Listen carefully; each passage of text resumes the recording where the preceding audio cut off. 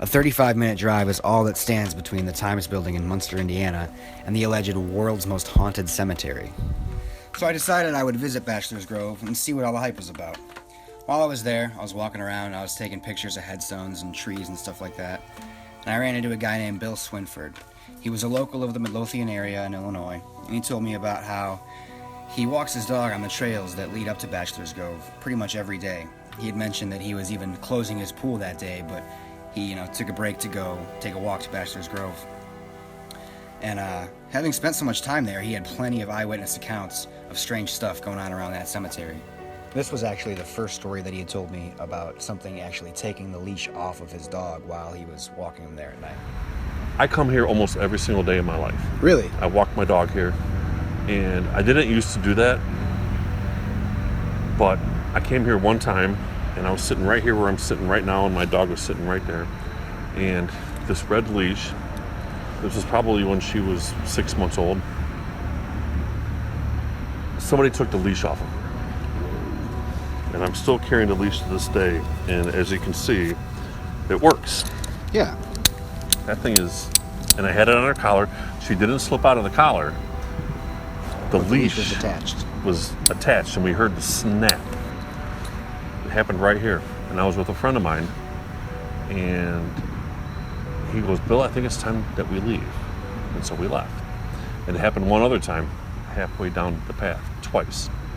So ever since that day, that it happened the second time, I will take her off the leash as soon as I get past that closed gate. Yeah. I take her off the leash. And whoever they are, Don't want her on the leash. they don't want her on the leash. Yeah. The more I talked to Bill, he told me stories about other spiritual phenomenon that he'd encountered on his day-to-day basis walking his dog there. And he even told me this story about actually seeing something more than once, 3 times actually. And there are spirits here. I've seen the black dog, what they talk of. I've seen it 3 times. One time I was sitting right here. Well, the dog was sitting right there. I was walking in with Bailey. This is quite a few years ago. I had her on a leash. And I saw the black dog, so I'm like, okay. I get here, there's no dog. But I saw it walking to the cemetery, but there's no dog. But there was some people in here, and I'm like, had her on the leash. I'm like, where's that dog at? And they got a bee by you. Oh. I'm like, where's that dog at? And they're like, what dog?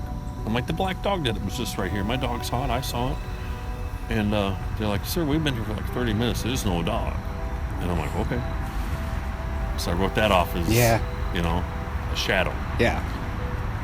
I saw the dog again. This is like 6 months later, 7 months later. I don't know. I don't write nothing down. You think I'm nuts, There it was again. I got down there was no dog. So I'm like, okay, whatever. Third time. This was the scariest time. I came back here one day. There's a story leading up to that event.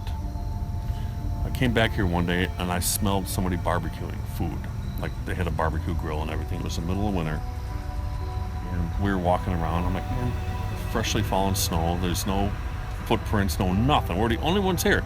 But yet somebody had a Weber grill out here. Yeah. And they were cooking food. And I was just like, wow. So I told a friend of mine, and he's like, you know what? Maybe we should go out there and have a barbecue. So I'm like, you know what? Let's do that. Yeah. Let's do that.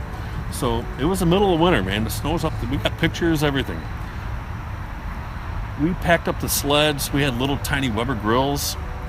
We had food. We had sausage. We had everything. We pulled them sleds all the way down that path through the snow. On the other side of that fence over there's a tree that's fallen down next to the creek. And that's where we set up and we barbecued. And we had a good old time. It was fun. And when I walked out, me and Bailey walked out, there was a man sitting across the street on the fence, that wooden fence. Yeah. And he had a black dog with him. Oh my gosh. And he sat there and he looked up at me and he goes, so what's all the excitement about in the graveyard? And he called it a graveyard, not a cemetery. And that was his exact words. And I looked at him and I said, nothing, man, we're just hanging out, doing our thing. He's like, okay. So he gets up with the dog and they walk away. Both of them. walk down that path, the curve around, and I had Bailey with me, and Bailey never once responded to that dog. Like, like usually dogs, how they sniff each other's butts and stuff, whatever they do. She never once responded to that dog. And when I turned around, I looked. He was gone. I saw his footprints in the snow, but there were no dog prints in the snow. Oh my gosh.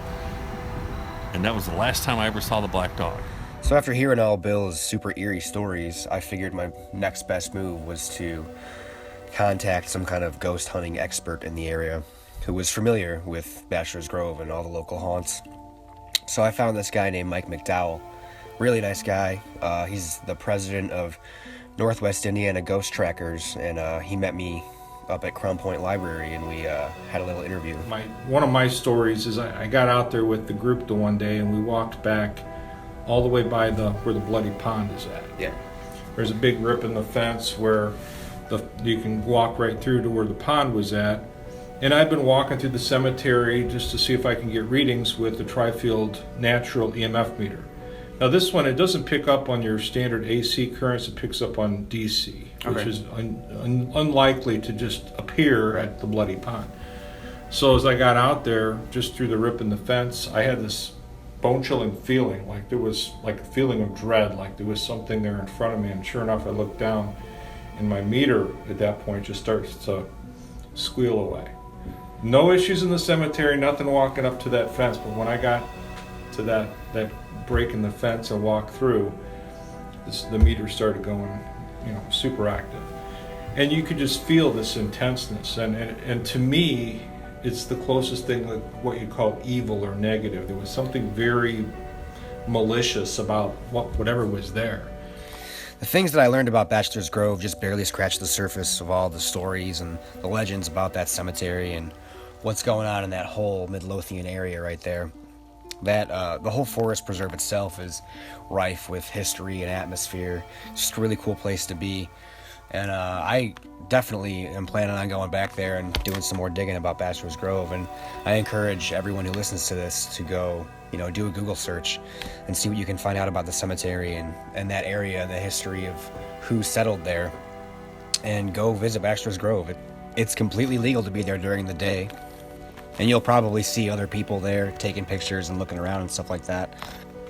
But this is part of our community, and we should all, take the time to go check it out.